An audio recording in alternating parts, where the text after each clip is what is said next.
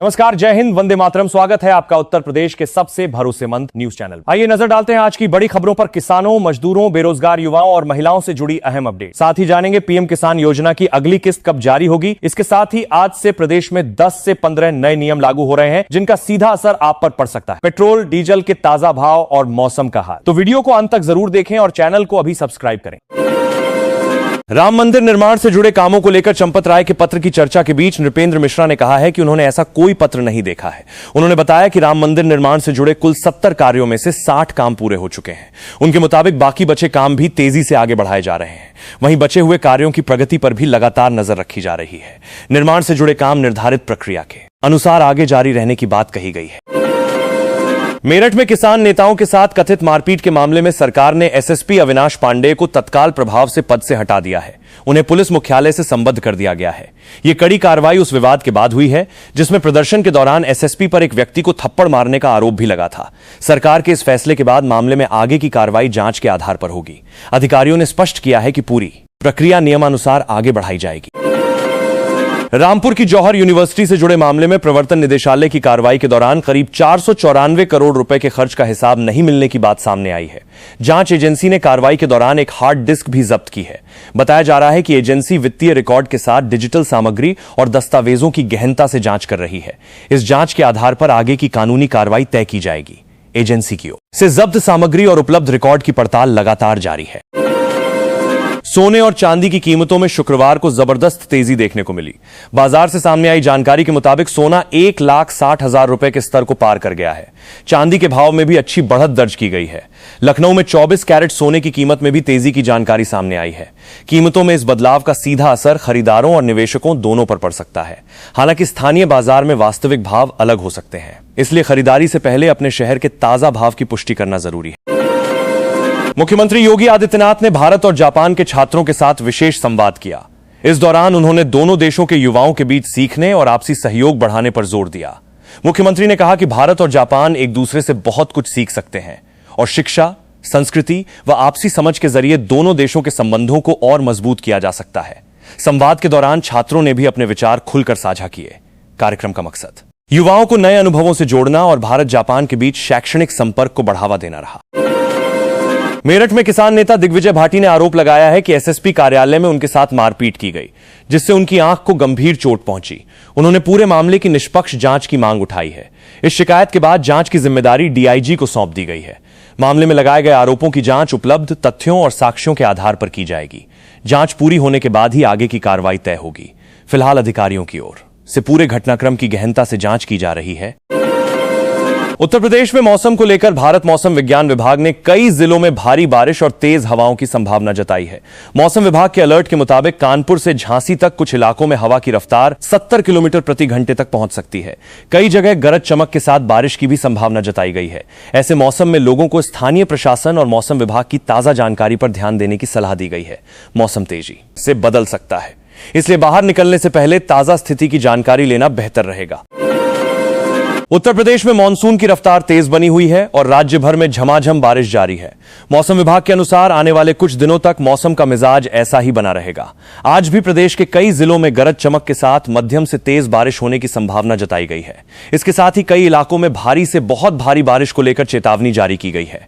लोगों को खराब मौसम के दौरान सतर्क रहने और सुरक्षित स्थानों पर रहने की सलाह दी गई है। उत्तर प्रदेश में चीनी के दामों में बेतहाशा तेजी देखने को मिल रही है, जिससे 80 साल का रिकॉर्ड टूट गया है। प्रदेश की करीब 19 चीनी मिलों द्वारा लगातार भाव बढ़ाए जाने के कारण थोक बाजार में चीनी की कीमत उछलकर 61 रुपए प्रति किलो तक पहुंच गई है। महज 1.5 महीने के भीतर चीनी की कीमतों में 17 रुपए तक की बढ़ोतरी दर्ज की गई है। गन्ने का इस्तेमाल एथेनॉल उत्पादन में अधिक होने और आगामी त्योहारी सीजन की मांग को इस तेजी की मुख्य वजह माना जा रहा है। चीनी महंगी होने से आम उपभोक्ताओं की जेब पर अतिरिक्त बोझ पड़ा है और अब चाय की चुस्की भी महंगी हो गई है। उत्तर प्रदेश के भदोही जिले से एक दिल दहला देने वाली घटना सामने आई है। सुरियावा थाना क्षेत्र के कसौड़ा गांव में 5 बच्चों की मां अपने प्रेमी के साथ फरार हो गई। पत्नी के जाने और उसके रूखे व्यवहार से आहत होकर 45 वर्षीय पति ने शराब में जहर मिलाकर पी लिया, जिससे इलाज के दौरान उसकी मौत हो गई। मरने से पहले पति ने बताया कि वो अपनी पत्नी को वापस बुलाने के लिए हर संभव कोशिश कर चुका था और उसने मुख्यमंत्री जनसुनवाई पोर्टल पर भी इसकी शिकायत दर्ज कराई थी। उत्तर प्रदेश की 69,000 शिक्षक भर्ती परीक्षा के तहत आरक्षित वर्ग की 6,800 सूची में शामिल अभ्यर्थियों ने लखनऊ में अपना प्रदर्शन शुरू करने का ऐलान किया है। ये अभ्यर्थी 5 जनवरी 2022 को जारी की गई चयन सूची के आधार पर अपनी नियुक्ति की मांग कर रहे हैं। साथ ही वे अपनी मांगों को सीधे रखने के लिए मुख्यमंत्री से मुलाकात करना चाहते हैं। फिलहाल यह पूरा मामला सुप्रीम कोर्ट में विचाराधीन है और अभ्यर्थी लगातार न्याय व नियुक्ति पत्र दिए जाने की गुहार लगा रहे हैं। ग्रेटर नोएडा के औद्योगिक क्षेत्र स्थित एक वुडन डाई मेकर कंपनी में अचानक भीषण आग लग गई। आग ने बहुत तेजी से पूरी फैक्ट्री को अपनी चपेट में ले लिया, जिससे उठने वाला काले धुएं का गुबार कई किलोमीटर दूर से नजर आने लगा। इस घटना से आसपास की कंपनियों और स्थानीय लोगों में हड़कंप और दहशत फैल गई। सूचना मिलने पर फायर ब्रिगेड की गाड़ियां मौके पर पहुंची और आग पर काबू पाने के प्रयास शुरू किए। घटना के कारणों की जांच की जा रही है। उत्तर प्रदेश की राजधानी लखनऊ से एक दिल दहला देने वाला मामला सामने आया है, जहां आईसीआईसीआई बैंक में बतौर रिलेशनशिप मैनेजर कार्यरत दिव्या की हत्या कर दी गई। इस संगीन हत्या का आरोप किसी बाहरी पर नहीं बल्कि उनके ही पति पर लगा है। घटना के बाद इलाके में सनसनी फैल गई। पुलिस ने मौके पर पहुंचकर शव को कब्जे में ले लिया है और घटना की गहराई से जांच पड़ताल शुरू कर दी है। पुलिस आरोपी पति की भूमिका और हत्या के पीछे के कारणों का पता लगा रही है। पुतला फूके जाने के विरोध में सपा कार्यकर्ताओं ने कमिश्नरी पर उग्र प्रदर्शन किया। सपा अध्यक्ष विपिन चौधरी के नेतृत्व में दर्जनों कार्यकर्ता हाथों में झंडे लेकर कलेक्ट्रेट की ओर बढ़े। प्रदर्शनकारियों ने आरोपियों के खिलाफ जमकर नारेबाजी की और मामले में सख्त कार्रवाई की मांग उठाई। इस दौरान कार्यकर्ताओं ने ज्ञापन सौंपकर आरोपी नेताओं पर जल्द से जल्द पुलिसिया कार्रवाई की मांग की। घटना के बाद इलाके में राजनीतिक सरगर्मी काफी बढ़ गई है। रक्षाबंधन पर यात्रियों की सुविधा के लिए रेलवे उत्तर प्रदेश से 16 स्पेशल ट्रेनें चलाएगा, जो बरेली होकर गुजरेंगी। साथ ही भीड़ नियंत्रित करने के लिए पद्मावत और हमसफर समेत कई प्रमुख ट्रेनों में अतिरिक्त कोच जोड़े जाएंगे। दूसरी ओर ब्लॉक के चलते 7 अक्टूबर से गोरखपुर की 10 ट्रेनों का मार्ग बदला जाएगा। इनमें दादर, गोरखपुर, ओखा, गोरखपुर और सूरत मुजफ्फरपुर एक्सप्रेस जैसी ट्रेनें शामिल हैं, जो नए डाइवर्टेड रूट से चलेंगी। यात्रियों को असुविधा से बचने के लिए शेड्यूल जांच कर ही यात्रा शुरू करने की सलाह दी गई है। उत्तर प्रदेश में जेन अल्फा के लगातार सड़क पर उतरने और प्रदर्शन करने की घटनाओं को देखते हुए शासन प्रशासन पूरी तरह अलर्ट मोड में आ गया है। स्थिति की गंभीरता का अंदाजा इसी बात से लगाया जा सकता है कि सर्वोदय स्कूलों से जुड़े मामलों के तत्काल निस्तारण के लिए देर रात समाज कल्याण विभाग का दफ्तर खोलना पड़ा। वहीं शासन ने सभी जिलों के डीएम और सीडीओ को सीधे मैदान में उतरने के निर्देश दिए हैं। अधिकारियों को स्कूलों का दौरा करने, बच्चों से सीधा संवाद स्थापित करने और उनकी समस्याओं का तुरंत समाधान करने की हिदायत दी गई है, ताकि किसी भी तरह के असंतोष को समय रहते संभाला जा सके। उत्तर प्रदेश के जौनपुर जिले में बृहस्पतिवार सुबह एक बड़ा सड़क हादसा हो गया, जहां एक स्कूल वाहन दुर्घटनाग्रस्त होने से कई मासूम छात्र गंभीर रूप से घायल हो गए। हादसे के बाद मौके पर चीख पुकार मच गई। स्थानीय लोगों और पुलिस की मदद से सभी घायल बच्चों को तुरंत नजदीकी अस्पताल में भर्ती कराया गया, जहां उनका इलाज जारी है। घटना की सूचना मिलते ही बच्चों के परिजन और प्रशासनिक अधिकारी भी अस्पताल पहुंचे। पुलिस ने मामले का संज्ञान लेकर हादसे के कारणों की जांच शुरू कर दी। उत्तर प्रदेश के कानपुर में भाजपा के नए क्षेत्रीय अध्यक्ष के स्वागत समारोह में पार्टी नेता और कार्यकर्ता आपस में भिड़ गए। कुर्सी पर बैठने को लेकर हुए मामूली विवाद ने देखते ही देखते तूल पकड़ लिया और नेताओं व समर्थकों के बीच जमकर मारपीट हुई। ये पूरी घटना उस समय हुई जब कानपुर बुंदेलखंड क्षेत्र के प्रभारी पहली बार शहर पहुंचे थे। प्रभारी के सामने ही यह हंगामा देखकर वहां अफरा तफरी मच गई। घटना का वीडियो सामने आने के बाद पार्टी के वरिष्ठ नेताओं ने संज्ञान लेते हुए अनुशासनहीनता बरतने वालों के खिलाफ जांच शुरू कर दी है।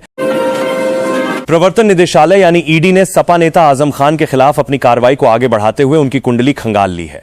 इसके लिए ईडी ने करीब 20 दिन पहले रामपुर पुलिस से आजम खान और उनके परिवार के खिलाफ दर्ज सभी मामलों का ब्यौरा मांगा था। रामपुर पुलिस ने कार्रवाई करते हुए आजम खान पर दर्ज 84 मुकदमों का पूरा रिकॉर्ड ईडी को भेज दिया। मुकदमों का यह पूरा चिट्ठा मिलने के बाद अब ईडी पूरी तैयारी के साथ इस मामले में आगे की जांच पड़ताल और कानूनी कार्रवाई में जुट गई। मेरठ के कंकरखेड़ा से सामने आए एक खौफनाक मामले में बेटी ने अपने प्रेमी के साथ मिलकर अपनी ही मां की हत्या कर दी। मां द्वारा उनके प्रेम प्रसंग का लगातार विरोध करने पर दोनों ने इस साजिश को अंजाम दिया। वे महिला को कार में बैठाकर ले गए और हत्या करने के बाद शव को रुड़की में गंगनहर के किनारे फेंक दिया। मामले का खुलासा करने के लिए पुलिस ने इलाके के करीब 200 सीसीटीवी कैमरों की फुटेज खंगाली। एक सीसीटीवी में संदिग्ध कार दिखने पर पुलिस ने जांच तेज की और आखिरकार आरोपियों को गिरफ्तार कर लिया। पूछताछ में दोनों ने अपना जुर्म कबूल कर लिया है। बदायूं में बृहस्पतिवार को पुरानी पेंशन योजना यानी ओपीएस की बहाली की मांग को लेकर सैकड़ों सफाई कर्मचारियों ने एकजुट होकर तिरंगा बाइक रैली निकाली। प्रदर्शनकारियों ने केंद्र सरकार की नवीन पेंशन प्रणाली यानी एनपीएस के खिलाफ जमकर नारेबाजी की और इसे कर्मचारियों के हित के खिलाफ बताया।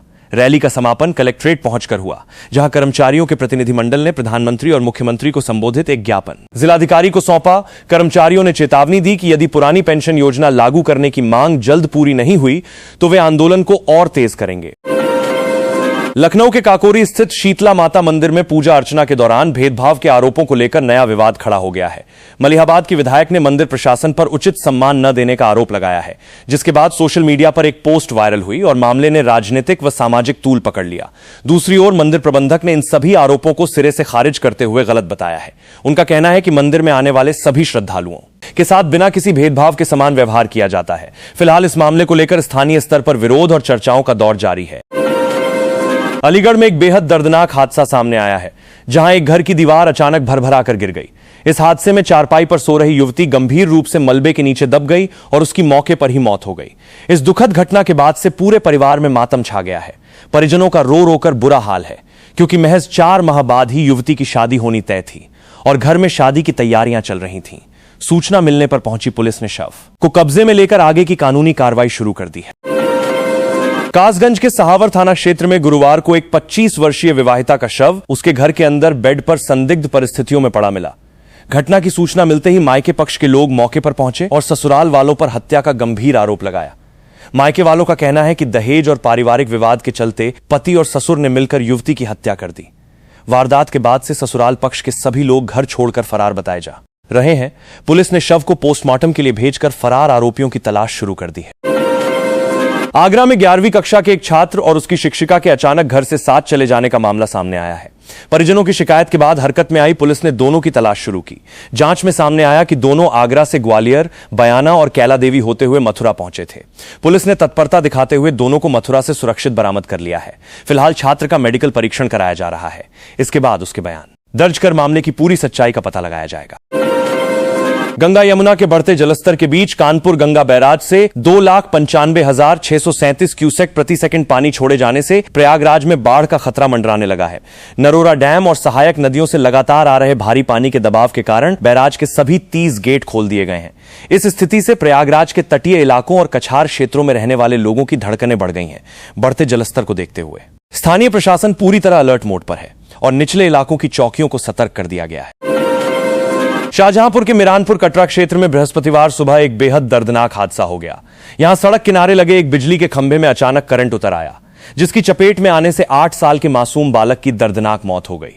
इस दिल दहला देने वाली घटना के बाद बच्चे के परिवार में कोहराम मच गया है और परिजनों का रो रो कर बुरा हाल है। घटना से आक्रोशित स्थानीय लोगों ने बिजली विभाग पर लापरवाही का आरोप लगाया है। पुलिस ने शव को कब्जे में लेकर कानूनी कार्रवाई शुरू कर दी है और बिजली विभाग को लाइन दुरुस्त करने के निर्देश दिए गए। कानपुर लखनऊ एक्सप्रेसवे पर सड़क धंसने का सिलसिला थमने का नाम नहीं ले रहा है। बुधवार को भी एक्सप्रेसवे के अलग अलग हिस्सों में सड़क धंसने और मिट्टी बहने की नई घटनाएं सामने आईं। बारिश के कारण सड़क के नीचे की मिट्टी कटने और डामर की परत धंसने से हादसों का खतरा बढ़ गया है। स्थिति की गंभीरता को देखते हुए निर्माण एजेंसी, पीएनसी और एनएचएआई की टीमें युद्ध स्तर पर मरम्मत कार्य में जुटी हैं। प्रभावित इलाकों में बैरिकेडिंग कर वाहनों को डाइवर्ट किया जा रहा है और डामर उखाड़कर दोबारा भराव किया जा रहा है। मथुरा के सुरीर थाना क्षेत्र में एक दर्दनाक हादसा हो गया, जहां खेत में टूटे पड़े 11,000 वोल्ट की हाई टेंशन विद्युत लाइन के तार की चपेट में आने से 15 वर्षीय किशोर विवेक की मौत हो गई। वहीं उसे बचाने की कोशिश में आगे आया 20 वर्षीय युवक गुलाब भी करंट की चपेट में आ गया और उसकी भी मौके पर ही जान चली गई। इस भयानक हादसे के बाद दोनों परिवारों में गहरा मातम छा गया है। आक्रोशित ग्रामीणों ने बिजली विभाग पर घोर लापरवाही का आरोप लगाते हुए दोषियों के खिलाफ सख्त कार्रवाई की मांग उठाई है। उत्तर प्रदेश के रामपुर जिले में बारिश के दौरान खुले नाले में गिरने से 8 वर्षीय मासूम छात्र की दर्दनाक मौत हो गई। नाले के तेज बहाव में बह जाने के कारण बच्चा अपनी जान गंवा बैठा।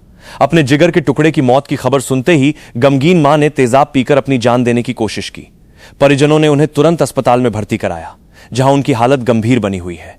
इस दिल दहला देने वाली घटना के बाद पूरे इलाके में शोक की लहर दौड़ गई है। स्थानीय लोगों ने खुले नालों को लेकर प्रशासनिक लापरवाही पर गहरा रोष व्यक्त किया है। कानपुर के नौबस्ता थाने में मंगलवार देर रात उस समय अफरा तफरी मच गई जब महिला उत्पीड़न के मामले में पूछताछ के लिए लाया गया युवक थाने के बाथरूम में टॉयलेट क्लीनर पी गया। युवक शराब के नशे में धुत था और थाने पहुंचते ही पुलिस कर्मियों से अभद्रता करने लगा था।